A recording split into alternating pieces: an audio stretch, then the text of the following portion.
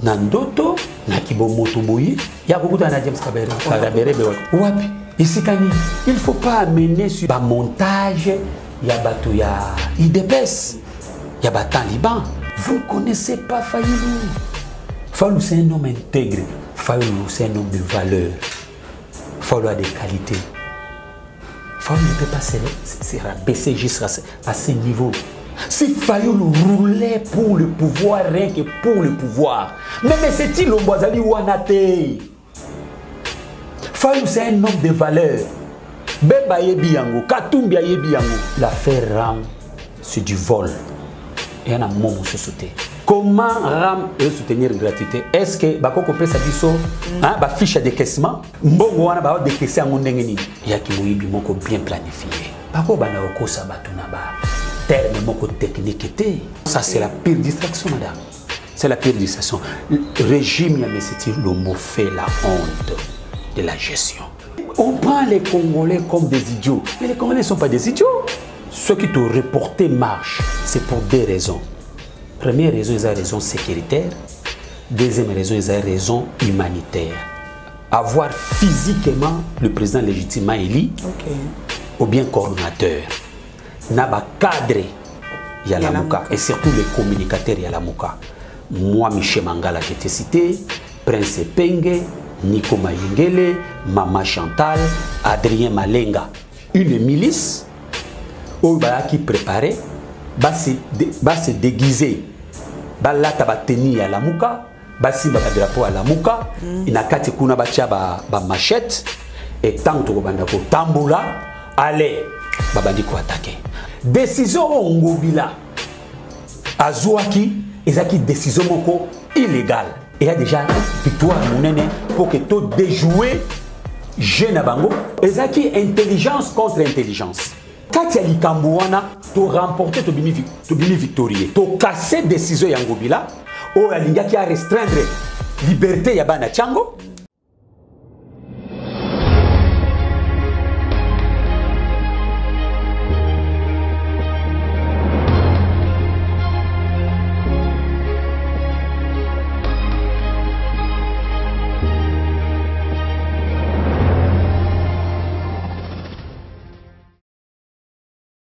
Beauté Belandia Plus Claire Télévision, la chaîne de vérité, la chaîne qui vous informe à temps réel.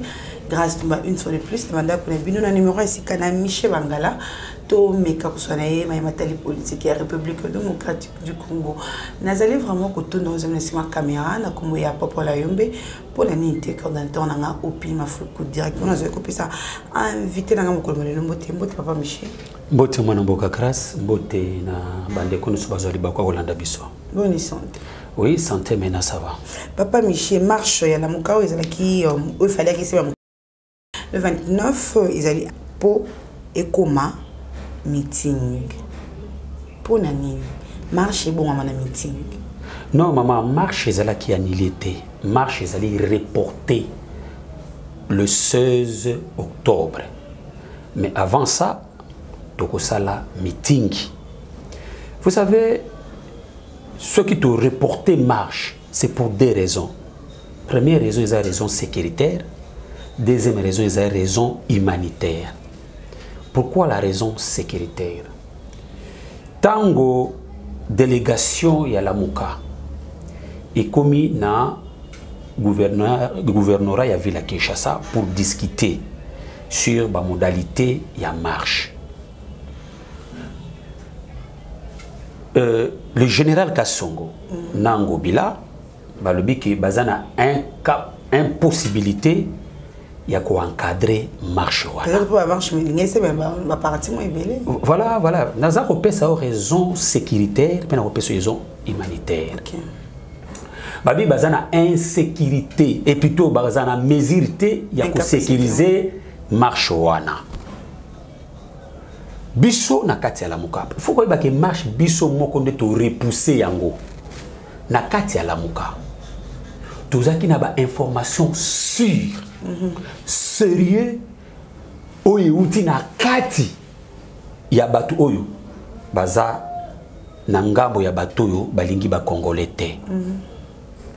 Qu'on devait assassiner avoir physiquement le président légitimement élu, ou bien coordonnateur.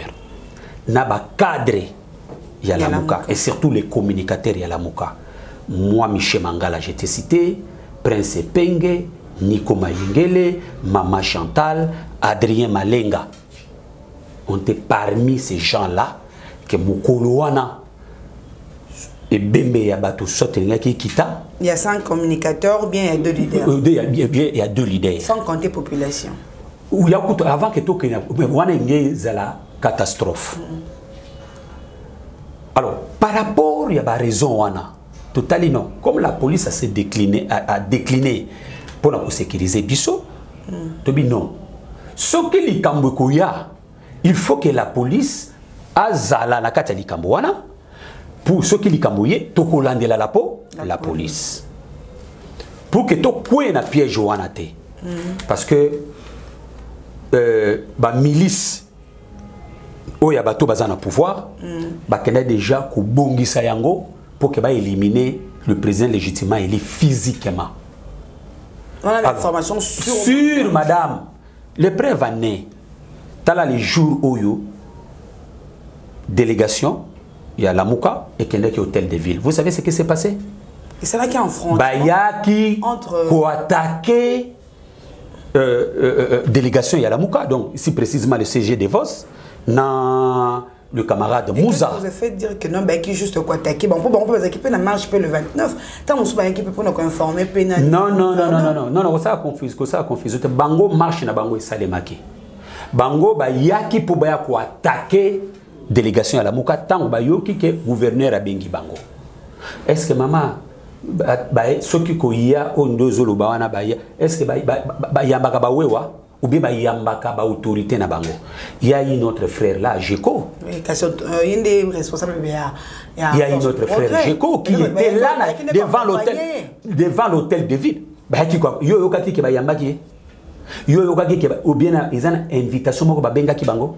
Yo yo kaki yango. Non, topé cette information seul madame.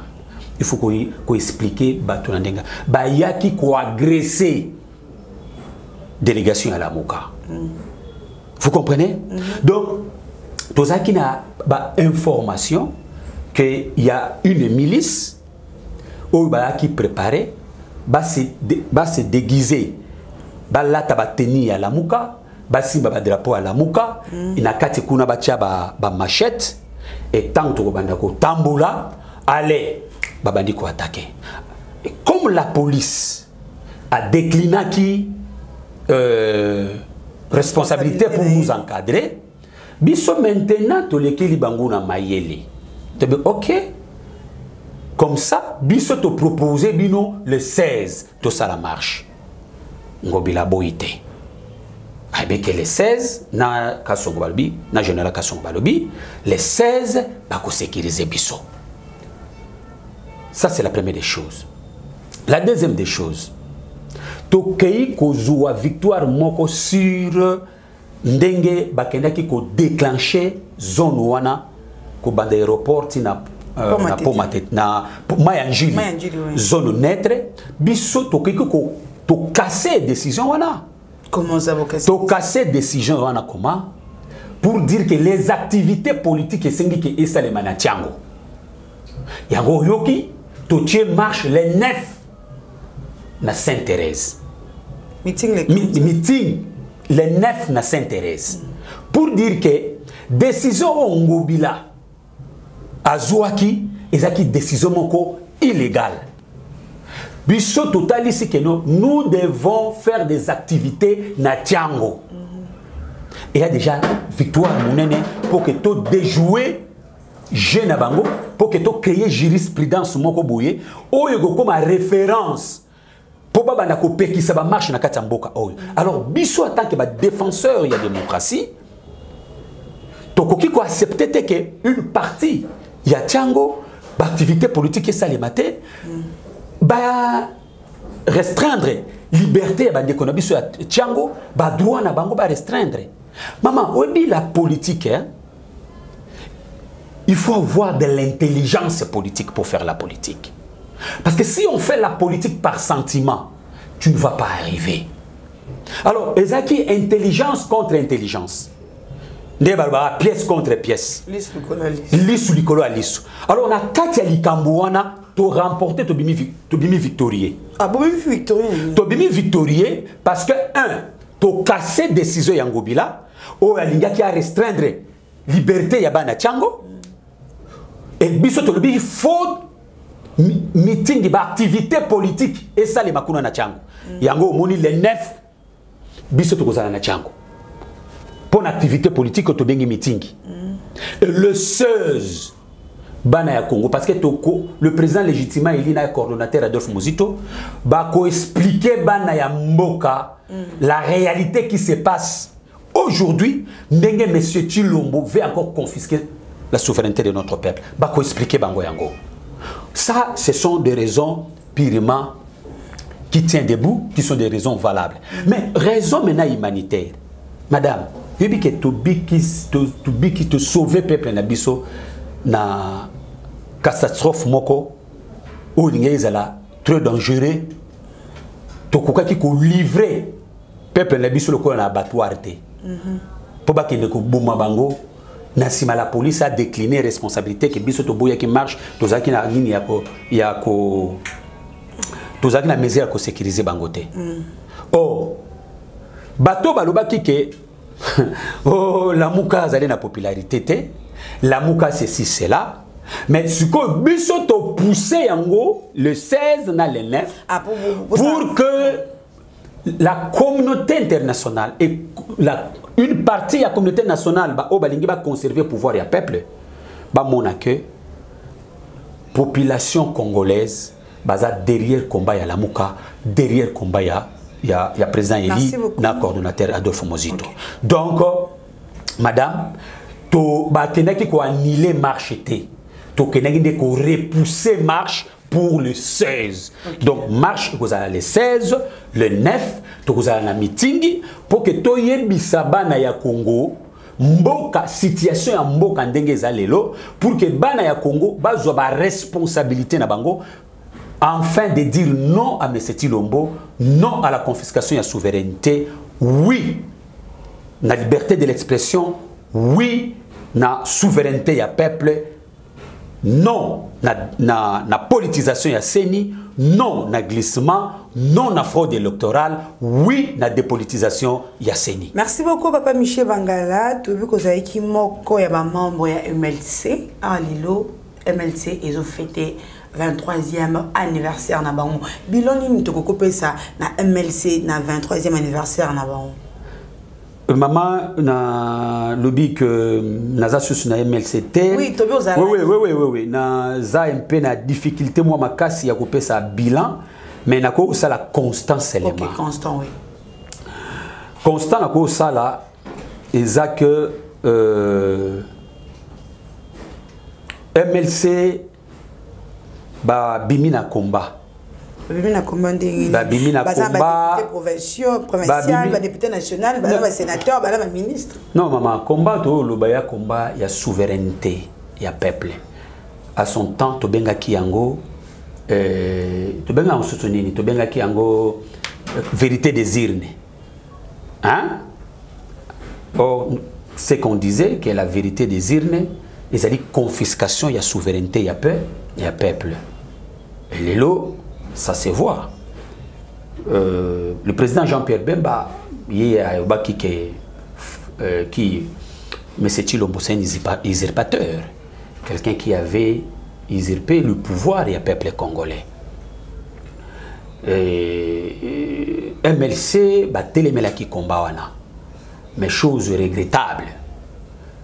Namoutoua qui n'a qu'au usurpé, se retrouver encore davantage dans Moutouana. Donc, la raison, Barbie, que non, il faut promouvoir la paix. Mais, oui, nous voulons tous la paix. Mais la part de notre peuple, il y a confiscation, il y a souveraineté, il y a confiscation, il y a résultat, il y a peuple, il y a choix, il y a peuple plutôt. Sur ce point-là, bah, Moni Angoté. Mais nous voulons maintenant que soutenir la fraude, soutenir la tricherie. Donc ce n'est pas un très bon exemple.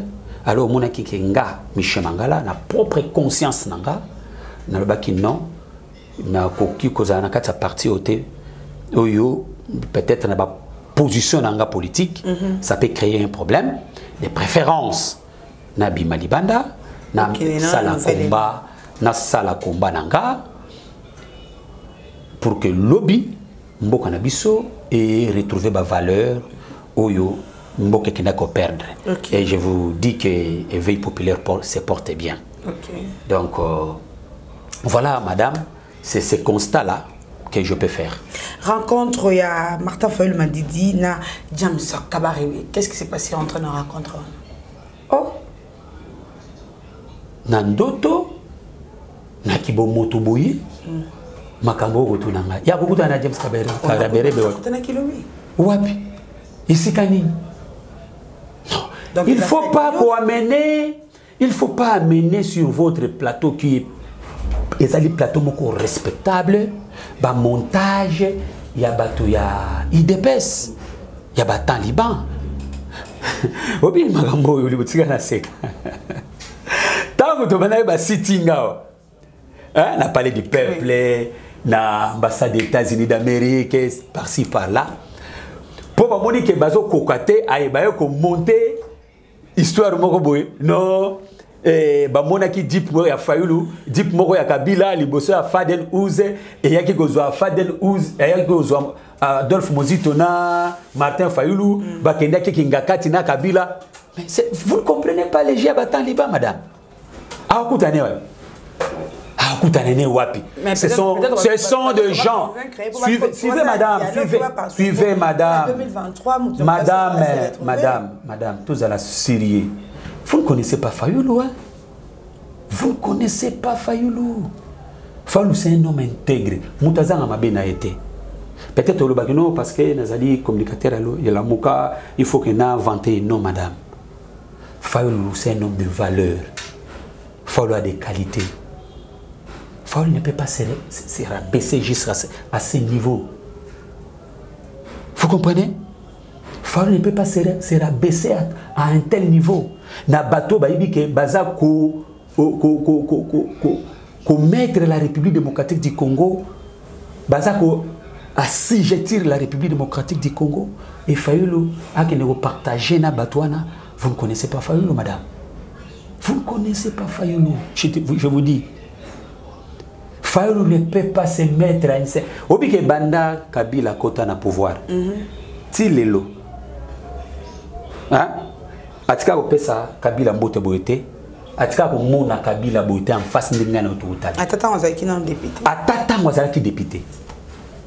Atika osala ngote. Tala, tolobango clairement. Si Fayulu roulait pour le pouvoir, rien que pour le pouvoir. Même c'est-il l'Ombazali Wanate.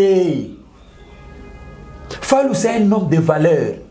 Beba yebiyango, Katumbia yebiyango. Vous comprenez? Fayulu ne peut pas se compromettre à un tel niveau. Ça, ce sont des montages des gens de y a Taliban,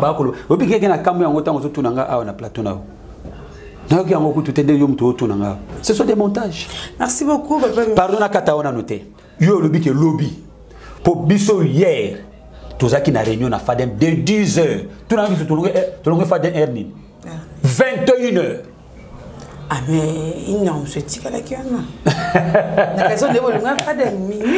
la non, madame. Non, je te dis. Ça, ce sont des montages de nos frères pour distraire les gens. Parce que bazan a bilanté. Du fait que bazan a bilanté, du fait que bazan a discourté. Maintenant, il faut tromper Batou. Oh, Fayulu Boye, oh, Fayulu Azana Kabila, oh, Fayulu Azana James Kabarebe.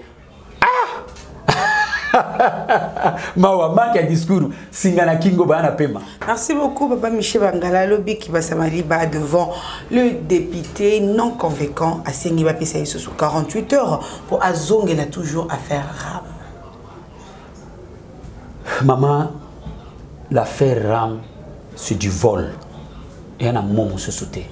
Mais ils soutenir Ezali qui Moïbi. Ils soutenir gratuité. Maman. Écoutez, comment RAM soutenir la gratuité? Est-ce que Bako Pesa Biso, comment on appelle ça? Il y a décaissement, fiche à décaissement. Mbongo wana ba décaisser en ndenge Mbongo ya RAM wana, c'est ce qu'ils sont en train de dire. Ndenge zokota Bako Pesa Biso, comment dirais-je, état de lieu, il y a ba recette o ezokota na RAM oyo Vodacom. Eza ko kataka bato ba réseau eza ko kataka non madame cette histoire là c'est du vol. Il y a qui moyibi moko bien planifié bako bana okosa bato na ba terme moko technique té, n'est-ce pas? Cette coulement ya décès wana obe yango coulement ya décès ya recette, n'est-ce pas? Comment la modalité ndengeni ba osala pour que ekota na nini public na caisse publique voilà comment ba la ça ba canalisation nango bon ba ça décaissement au basali pour que et soutenir gratuité na combien? Mais pourquoi aujourd'hui, n'est-ce pas, les enseignants sont en train de pleurer. Classe Pesozonga lundi. Mais on devait donner le deuxième palier, il y a des enseignants. Combien d'enseignants touchent? Du fait que les enseignants, dans le premier palier, si c'est 280 $. Et du côté de l'autre côté, pouf, inflation et salémi. 280 $ aujourd'hui revient à combien? À 100, si c'est 30, si c'est 40 $. Comment les enseignants vont vivre? Un papa qui a 5 enfants, les enfants qui loue une maison, qui doit payer le courant, l'eau, nourrir sa famille. Assurer aussi la santé. Ça c'est la pire distraction, madame. C'est la pire distraction. Le régime Yameseti Lombo fait la honte de la gestion. Pas ça la honte de la gestion, mon cher maman Nangai. Et ça n'a pas de souci. Yo mona ki ndenge ya utuko balbisier munoko kuna na assemblée illégitime. Atuko beta munoko à convaincre ta mutu. Nani ki basa baliba. Mais c'est 48 heures pas zonga. Mais azonga kasi. Après ça ba raison.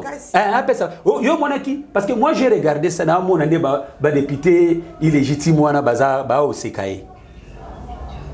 Tanga goloba. Ngamo na fandi na kiti na bandi oseka suzu nanga moko. Non, non, c'est qui? Donc,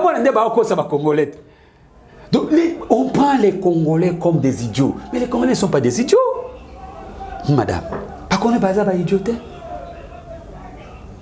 Congolais aujourd'hui, abani ko s'occuper na ma politique. Yamboka, yangozo monake, ngobila, na Meseti Lombo, na les citoyens Mbosso. Banga ke lamuka asala machina na chango. Mais madame, bango ba tuna biso po ali pasalaka. To salaka machina chango. Mais d'abord les achwa na biso. Bango so bazo banga chango. Zelana mama na ngai. Mama na ngai. Chango ezali fief ya président Eli na Adolphe Muzito. Ezali fief na bango. Ça c'est la première des choses. N'est-ce pas? Bactères politiques et nyonso même na France. Hein? Bazalaka na ba fief na bango. Oyo basala ba action politique na bango. Biso c'est tiango. Biso ezaka tiango kate. C'est quoi papa Michel? Biso ezali kan Luka. Mumbele Kingabua. Kan Luka mboso ko dia ko isa kiango. Non maman, yo Holandaki kan Luka, Holandaki na oakenda ko sana masina. Juste après le discours. Vous n'avez pas suivi ça? C'est quoi, papa Michel? Comment on a commencé à l'insulter? Yo monaki na masina tangu carnaval ya lamuka elekaki. Tu as vu comment batunyo so babimi? Basundeli bango?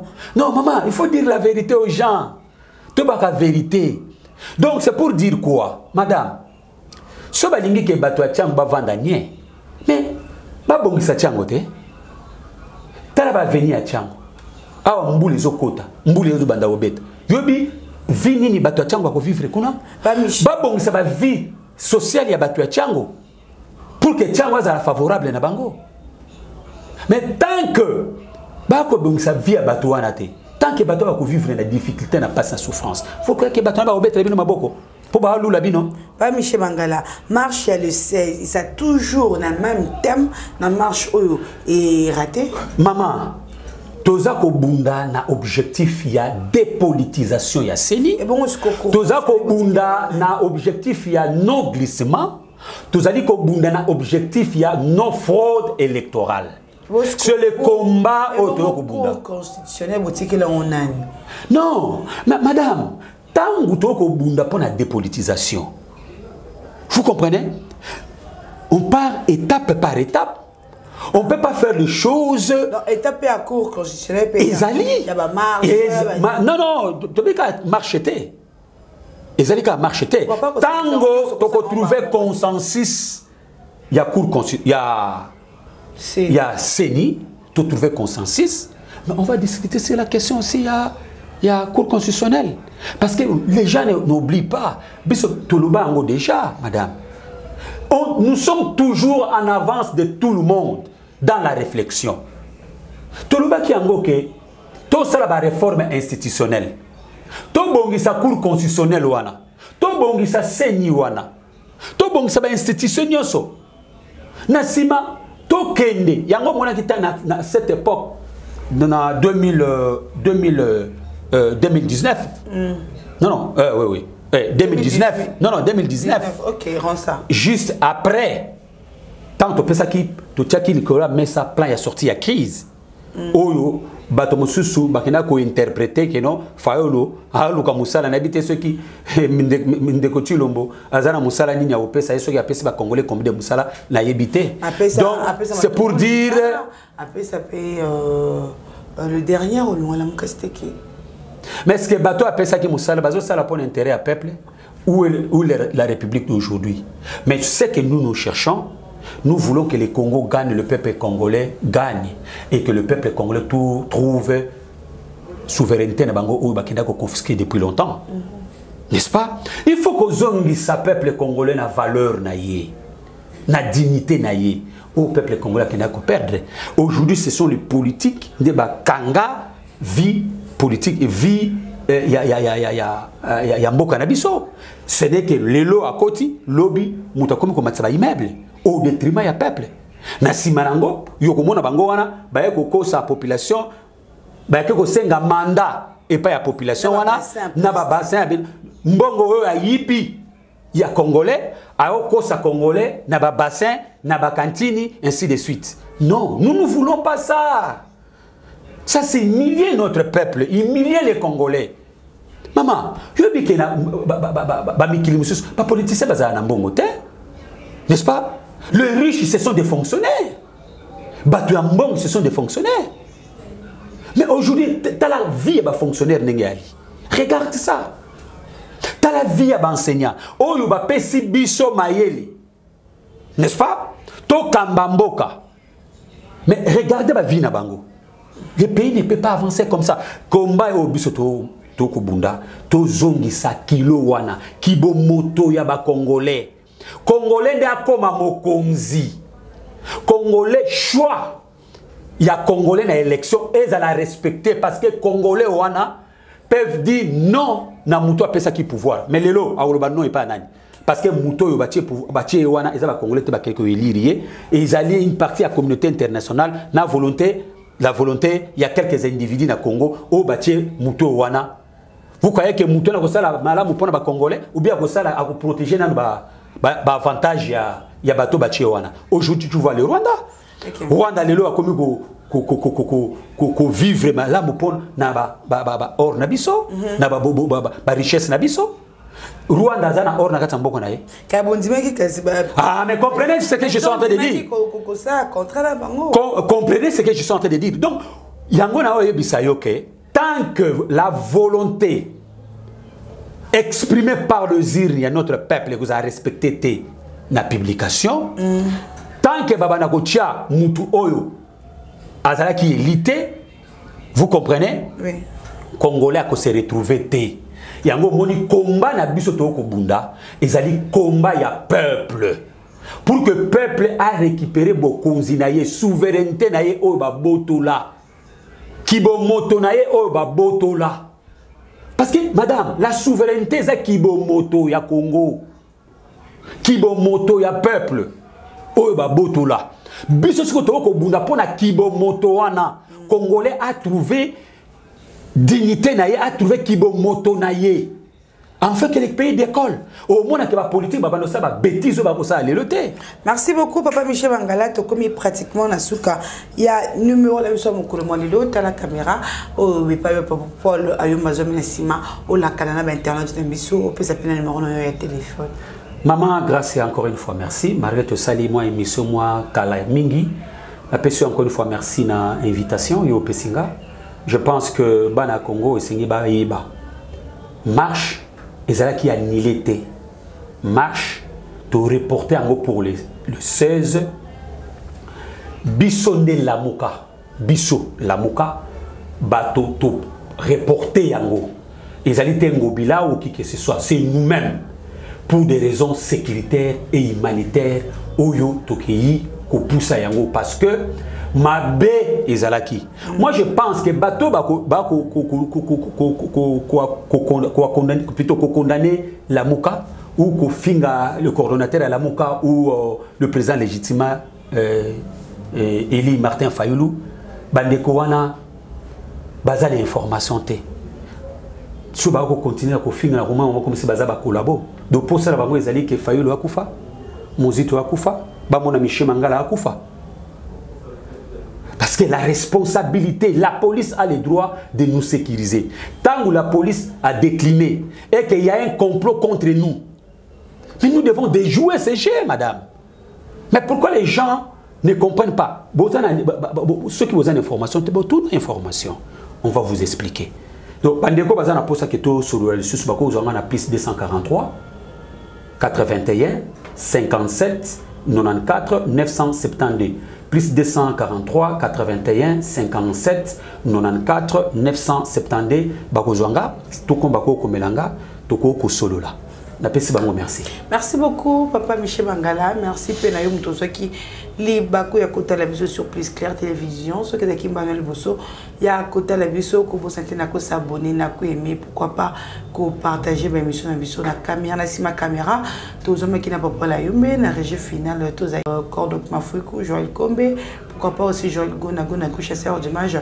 On va aller fêter Mbota Manaï Moko de Malilo, na micro Zakinga Abino grâce tout et je vous dis bye et au prochain numéro. Joyeux anniversaire à Joël. Joël Gona, joyeux anniversaire. Merci. Merci.